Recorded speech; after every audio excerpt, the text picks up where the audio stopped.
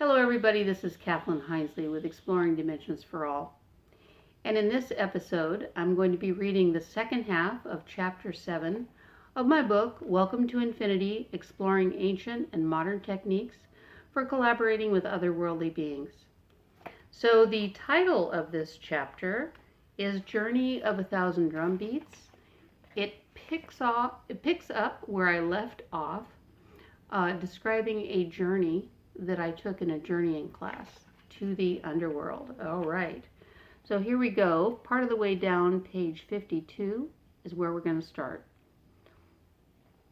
For a moment it occurred to me that I might actually be dead, that my body might have lapsed into a comatose state and then expired. No, my eyes, still fluttering in rhythm with the drum beat, took in wisps of light from between my lashes. Light from the living room in California where this had all begun. Back. I'm not dead. I must go back out, I thought. I must go back to the vision. I have to go back out the right way, at the right time. In a moment, I was back in the bamboo hut. The reed bookshelves were still standing against the walls, showcasing the same tribal art I'd seen just moments before. My companion got up from his chair with a look of disinterest and walked to the other side of the room. He paid me little attention. I was no longer of importance. As soon as he had left, I felt myself get up and walk out of the house. No thoughts accompanied my movement. Rather, my body seemed to move of its own accord in the same manner as it had entered. Leaving just seemed right. My visit was complete. I got back into the boat and continued traveling along the river. Then, just as suddenly, I found myself flying once more. Where are they taking me? I wondered. Once in the air, I had time to think about the book and what it meant, time to think about the slugs in my spirit body and what their purpose was. I began to get an eerie feeling that somehow the two might be related. I remembered reading that shamans often journeyed to the underworld to confront spirits causing illness on Earth. Could underworld beings really bring disease into our world? As I contemplated the slugs in my body, I began to grow afraid. What if these creatures were carrying a kind of spiritual disease?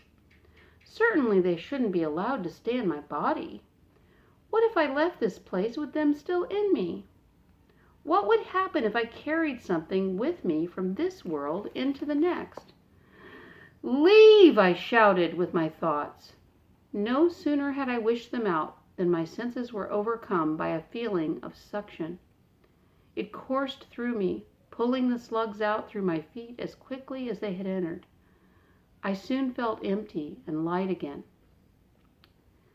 Shortly thereafter, I felt myself floating again back to the grassy field I'd seen at the start of my journey. There were my friends still dancing in a circle. Seeing them gave me a feeling of comfort, the peace of knowing I could encounter something familiar even here. One of the beings reached out and grasped my hand to pull me into the circle. I gasped. His hand felt cold and slimy, like a slug on a winter's morning. The strength of the tactile sensation riveted through my body. This was something real, something as solid as the couch I rested on in California. As we danced, the drum beats grew louder and faster, louder and faster. Oh, this was it, the signal to return. I must find the entrance to the tunnel, travel through it, and go back up. I fully intended to run toward the cave I'd come out of, but instead, I found my body pulled to the entrance by a magnetic force. Up I went, past the rocky sides, into the twisty, smooth caverns, up the icy water and back to the shore. And then, ever so gradually, my consciousness returned to the room.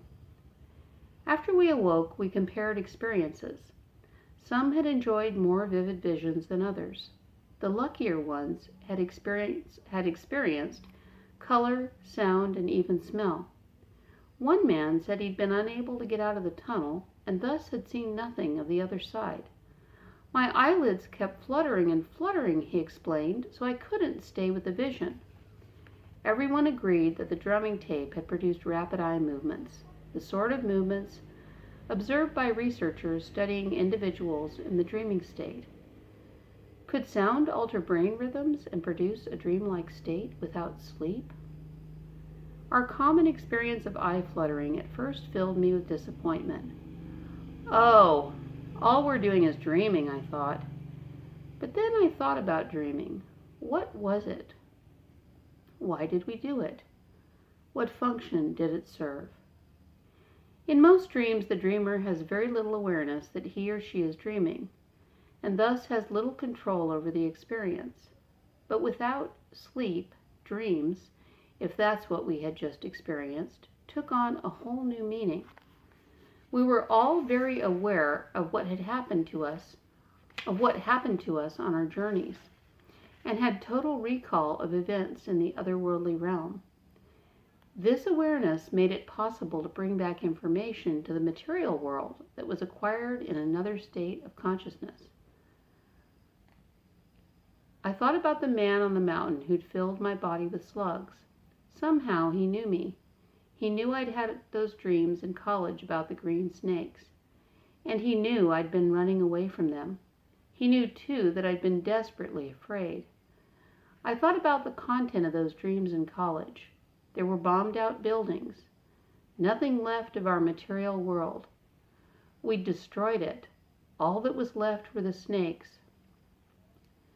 All we could do to get away from them was to climb up on what was left of our buildings, the false structures we'd created as a testimony to our greatness. Then, all of a sudden, I was filled with understanding. Slugs were smooth, unassuming creatures. They possessed no appendages, except for antennas, which they used to receive information from the outside world. We, in civilized society, were afraid of them because of their simplicity. They represented a state of just being and receiving. They were, in a sense, without ego. If they got into us, we'd have to acknowledge our mental constructions as false, like burned-out buildings scarring the mental landscape. As a young adult, I'd been particularly afraid. I'd been working to build up my self-concept with the security of an academic degree.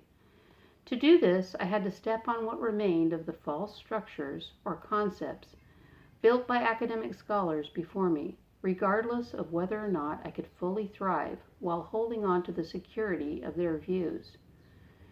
The slugs represented openness, a willingness to listen and learn from one's intuition. Because of my special need for its knowledge, the slug was my totem animal. All of these years, my totem animal had been trying to get into me to teach me its lessons. Could the old man have been trying to reach me all these years? Was he part of a spiritual society of beings that speaks to humanity in dreams? And what was the book about? The book that read, "You Are Dead." I vaguely remembered reading that shamans in some societies are considered dead while traveling in other realms. Perhaps the book was validation that I had, in fact, arrived. After completing the first draft of my journeying experience for this chapter, I continued to study shamanism in the hope of learning more about various techniques used to attain altered states.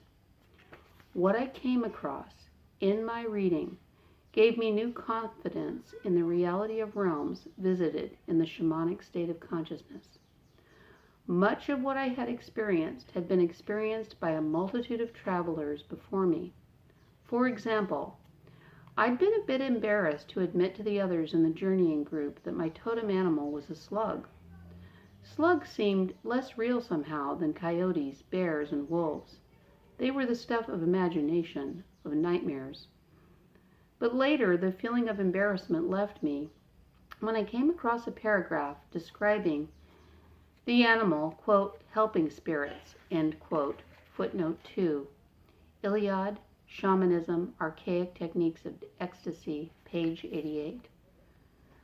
Of certain native peoples.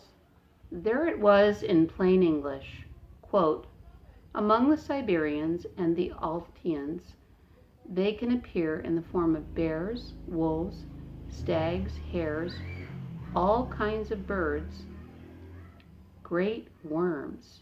all kinds of birds, and then 3 ellipsis dots, great worms, 3 ellipsis dots, close quotation marks, footnote 3. Ibid, page 89. Well, my slugs may not have qualified as great, but they certainly looked like worms. Thus, they officially qualified as beings that could be encountered in true shamanic visions. I felt vindicated.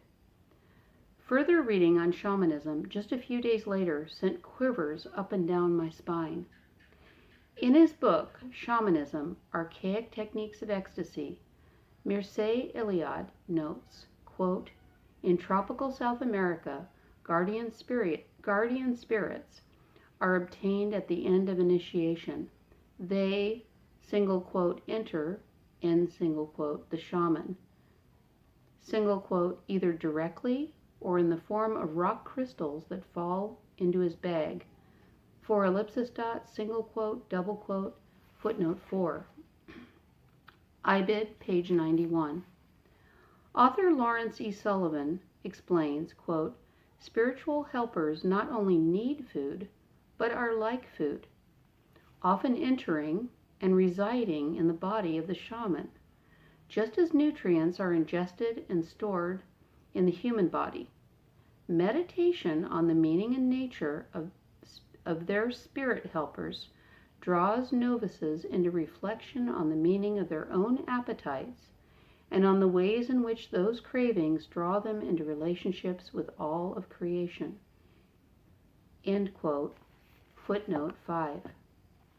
Lawrence E. Sullivan, quote, the attributes and power of the shaman, a general description of the ecstatic care of the soul, end quote. So that's actually like a section of a book. So it's quotation marks, the attributes and power of the shaman, a general description of the ecstatic care of the soul, end quotation marks. In ancient traditions, shamanism in Central Asia and the Americas, edited by Gary Seaman and Jane S. Day. Copyright 1994 by the Denver Museum of Natural History. Parentheses, Niwot University Press of Colorado, 1994. Close parentheses, page 33. I was beginning to wish I hadn't ushered the slugs out of my body so quickly out of fear. Fortunately, they had accomplished what they had come to do. They'd made me realize how much of my energy had been consumed in trying to build up a false vision of myself that was based on ego. It had been a vision without a stable structure. My security had been based on showing the world my appendages, my degree, my career, etc., rather than on being receptive to truths that might be revealed through constant receptivity and openness to intuition. Instinctively, I'd meditated on my totem animal's message. Were there rules governing experience in other realms, special but different laws of physics, as real as those that apply to our everyday waking reality? Had people of bygone eras understood these realms and been privy to their secrets? I continued my reading and came upon even more facts to support my growing feeling that this was, in fact, so. It had been so easy to access the treasures of this other dimension, treasures that could teach me on a deeper level than I had ever known before. The slugs had served as symbolic messengers of a sort. They'd shown me the inner state of my ego and let me know what I needed to strive for. Was this method of education, learning through comprehension of meaning in natural images, the kind of training my ex-husband was being offered in his after-death state? I began to study more about shamanic training, How were shamans prepared for travel in unseen realms? What knowledge was deemed essential? Again and again, I read about language training. In many cultures, shamans were taught a special spirit language needed to communicate in other realms. I began to think about the man in the reed hut by the river and how I'd barely understood him. I'd only been able to make out a few sentences. With further reading, I began to understand why. Iliad writes, quote, "In the course of his initiation, the future shaman has to learn the secret language that he will use during his seances to communicate with the spirits and animal spirits." End quote. Footnote 6, Iliad Shamanism, Archaic Techniques of Ecstasy, page 96. In Shamans, Healers, and Medicine Men, Holger Kaltwait explains, and this is one of those long standalone quotes. It looks like that, okay? All over the world, shamans have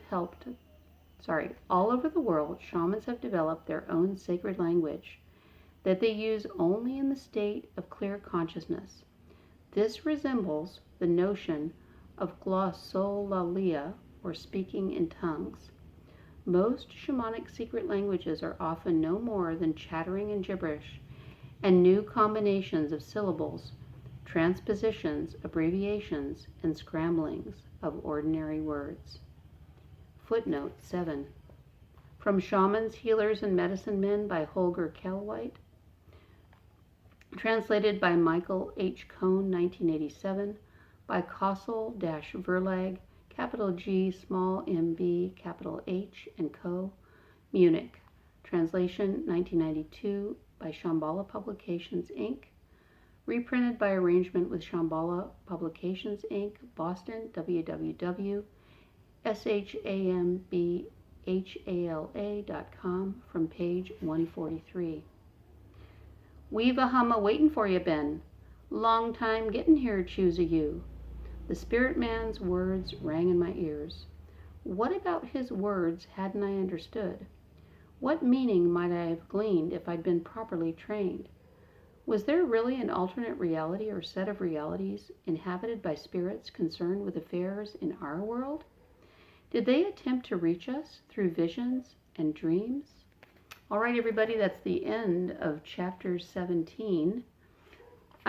Chapter 7. That's the end of chapter 7. I would have read a lot more chapters if it was chapter 17. Anyway, so the next chapter is going to be chapter 8. Thank you so much for listening. Please give this a thumbs up. Please subscribe if you haven't already. And I look forward to seeing you again. Have a wonderful day.